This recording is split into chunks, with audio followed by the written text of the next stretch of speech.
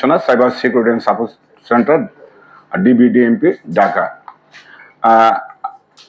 Zahid Khan all exam helper নামে একটা Facebook ID হতে কিছু পোস্ট করা হয়। যেমন আমি যদি সেই পোস্টগুলো উল্লেখ করি, যেমন আগামী 15ই সেপ্টেম্বর 47তম বিসিএস প্রিলিমিনারি পরীক্ষা অনুষ্ঠিত হবে। যাদের 100% কমন অরিজিনাল কপি লাগবে তারা ইনবক্স করুন। এটিও নিয়োগ পরীক্ষায় কারো হেল্প লাগলে ইনবক্স করুন। প্রাথমিক শিক্ষা অধিদপ্তরের সহকারী উপজেলা থানা শিক্ষা অফিসার এটিও পদের এমসিকিউ পরীক্ষার সময়সূচি প্রকাশ। 100% প্রশ্ন কমন দিব। যাদের জবটা লাগবে তারা ইনবক্স করুন। এইরকম কিছু ফেসবুক পোস্ট পিএসসির দৃষ্টিগোচর হলে বিষয়টি আমাদের ঊর্ধ্বতন কর্তৃপক্ষকে অবহিত করেন।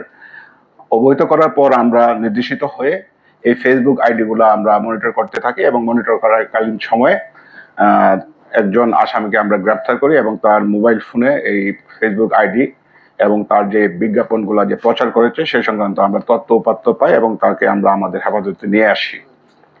তার কাছে আমরা মোবাইল ফোন 4টি, ল্যাপটপ 1টি এবং 8টি সিম কার্ড উদ্ধার করি এবং তার যে এই বিভিন্ন যে প্রতারণামূলক যে পোস্টগুলো করছে সেখান থেকে যারা ইনবক্স করছে তাদের কাছ থেকে সে একটি নির্দিষ্ট পরিমাণ অঙ্কের টাকার বিনিময়ে সে প্রশ্নপত্র দিবে বলে সে তার ফেসবুকে পোস্ট করে, কিন্তু পরবর্তীতে দেখা যাচ্ছে সে ওই প্রতারক চক্র ওদের কাছ থেকে যারা প্রশ্নপত্র নিতে চায় তাদের কাছ থেকে টাকা নিয়ে তাদেরকে ব্লক করে দিচ্ছে।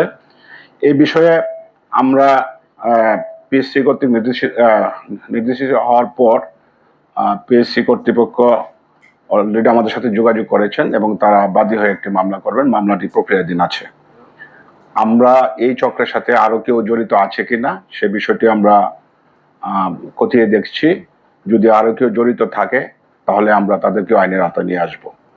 এখন পর্যন্ত যে আমাদের কাছে যে তথ্য বা আসামিকে জিজ্ঞাসাবাদ করে আমরা যেটি পেয়েছি সে মূলত একটা প্রতারক চক্রের সদস্য। কোনো প্রশ্নপত্র পাশ করা বা অন্য কোনো বিষয়ের সাথে তার সংশ্লিষ্টতা এখন পর্যন্ত পাওয়া যায়নি। আমরা বিষয়টি খতিয়ে দেখব। Thank you.